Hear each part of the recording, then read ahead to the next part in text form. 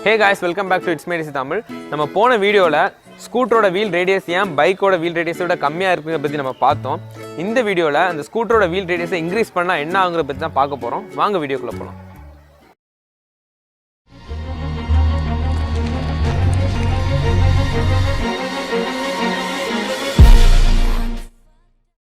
நம்ம எந்த ஒரு இன்ஜினியரிங் ஃபேக்டர்ஸுமே அதோட ஃபார்முலா வச்சு நம்ம ஈஸியாக புரிஞ்சுக்கலாம். அதே மாதிரி தான் இந்த விஷயத்தையும் நம்ம ஒரு ஃபார்முலா வச்சு ஈஸியாக புரிஞ்சுக்கலாம். அது என்ன ஃபார்முலான்னு பார்த்தீங்கன்னா power equal to torque into speed. So இப்போ இந்த வீலோட டயமீட்டர் நம்ம இன்க்ரீஸ் பண்ணால் என்ன ஆகுங்கிறத நம்ம சர்க்கிளோட ஃபார்முலா நம்ம தெரிஞ்சுக்கலாம். சர்க்கிளோட டயமீட்டர் இன்க்ரீஸ் பண்ணும்போது நமக்கு பெரிமீட்டரும் இன்க்ரீஸ் ஆகுங்கிறது நமக்கு தெரிஞ்ச விஷயம்.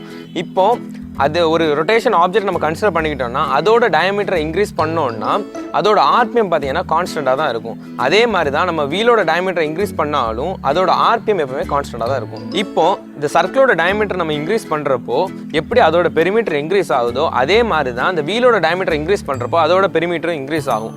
ஸோ ஒரு கம்ப்ளீட் ரொட்டேஷன், அதாவது அந்த வீலோட ஒரு கம்ப்ளீட் ரொட்டேஷன் நம்ம கன்சிடர் பண்ணுறப்போ அந்த வீலோட டயமீட்டர் இன்க்ரீஸ் ஆகிறனால அதோட பெரிமீட்டர் இன்க்ரீஸ் ஆகி இந்த வெஹிக்கிள் டிராவலிங் டிஸ்டன்ஸ் பார்த்தீங்கன்னா இன்க்ரீஸ் ஆகிருக்கும். அதனால ஆட்டோமேட்டிக்காகவே நம்ம வண்டியோட ஸ்பீடும் இன்க்ரீஸ் ஆகிரும்.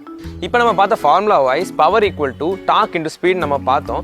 இன்ஜின்லேருந்து வரக்கூடிய பவர் பார்த்தீங்கன்னா எப்பவுமே கான்ஸ்டண்ட்டாக தான் இருக்கும். ஸோ நம்ம வந்து வீலோட டயமீட்டரை இன்க்ரீஸ் பண்ணி அதோட ஸ்பீடை நம்ம இன்க்ரீஸ் பண்ணுறனால அதுக்கு இன்வெர்ஸ்லி ப்ரொபோஷனலாக இருக்கக்கூடிய டார்க் பார்த்தீங்கன்னா கம்மியாயிரும்.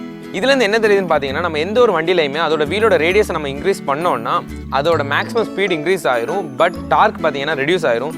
அதே இது நம்ம வீலோட டயமீட்டரை நம்ம கம்மி பண்ணோம்னா டார்க் இன்க்ரீஸ் ஆயிரும், பட் ஸ்பீட் பார்த்தீங்கன்னா அதாவது மேக்ஸிமம் ஸ்பீட் பார்த்தீங்கன்னா கம்மியாயிரும். ஸோ நீங்கள் ஃபார் எக்ஸாம்பிள் உங்கள் வண்டியில் ஹை லோடு இழுக்கணும், அதுக்கு தேவையான டார்க் உங்களால் அச்சீவ் பண்ண முடியலைன்னு நினச்சிங்கன்னா நம்ம வீலோட டயமீட்டரை நீங்கள் டிக்ரீஸ் பண்ணிங்கன்னா உங்களால் ஹை டார்க் அச்சீவ் பண்ண முடியும். அதே சமயம் நம்ம பார்த்த மாதிரி டார்க் வந்து ஸ்பீடுக்கு இன்வெர்ஸ்லி ப்ரொபோஷனலாக இருக்கிறனால உங்களோட மேக்ஸிமம் ஸ்பீடும் பார்த்தீங்கன்னா ரெடியூஸ் ஆயிரும். ஆன் தி அதர் ஹேண்ட் இப்போ உங்கள் வண்டியில் நீங்கள் ஹெவி லோடு எதுவுமே ஏற்ற போகிறது இல்லை, பட் இந்த வண்டியோட ஸ்பீடை வந்து நான் இன்க்ரீஸ் பண்ணணும்னு நினச்சிங்கன்னா இந்த ஃபார்முலா யூஸ் பண்ணி உங்களோட வீலோட டயமீட்டரை அதுக்கு தக்கன நீங்கள் இன்க்ரீஸ் பண்ணிக்கிட்டீங்கன்னா உங்களோட ஸ்பீடு அதாவது மேக்ஸிமம் ஸ்பீடை வந்து இன்னும் இன்க்ரீஸ் பண்ணிக்க முடியும். ஓகே காய்ஸ், இப்போ இந்த வீலோட டயமீட்டர் நம்ம சேஞ்ச் பண்ணால் ஸ்பீட் அண்ட் டார்க் எப்படி வேரி ஆகுங்கிற பற்றி நம்ம பார்த்தோம். உங்களுக்கு புரிஞ்சிருக்கும் நம்புகிறோம். இப்போ இந்த ஸ்பீட் அண்ட் டார்க்கை சேஞ்ச் பண்ணுறதுக்கு இதான் ஒரே வழியான்னு கேட்டால் இல்லை, இன்னும் நிறைய ஃபேக்டர்ஸ் இருக்குது. ஃபார் எக்ஸாம்பிள் நம்ம டிரைவர் அண்ட் ட்ரிவன்ஸ் ஸ்ப்ராக்கெட்டோட டயமீட்டர்ஸ் நீங்கள் வேரி பண்ணாலும் நம்மளால் அச்சீவ் பண்ண முடியும். இதே மாதிரி நிறைய ஃபேக்டர்ஸ் இருக்குது. இந்த ஒவ்வொரு ஃபேக்டர்ஸ் பற்றி நம்ம வரக்கூடிய அப்கமிங் வீடியோஸில் பார்க்கலாம். இப்போ இந்த வீடியோ உங்களுக்கு பிடிச்சிருந்துச்சுன்னா லைக் பண்ணுங்கள்.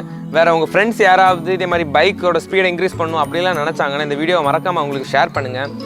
இல்லை இதே மாதிரி வேறு ஏதாவது மெத்தட்ஸ் மூலமாக நம்மளோட பைக் ஸ்பீடை இன்க்ரீஸ் பண்ணலாம்னு நினச்சிங்கன்னா அதை கமெண்ட் செக்ஷனில் மறக்காமல் தெரியப்படுத்துங்க. அண்ட் மறக்காமல் சப்ஸ்கிரைப் பண்ணுங்கள்.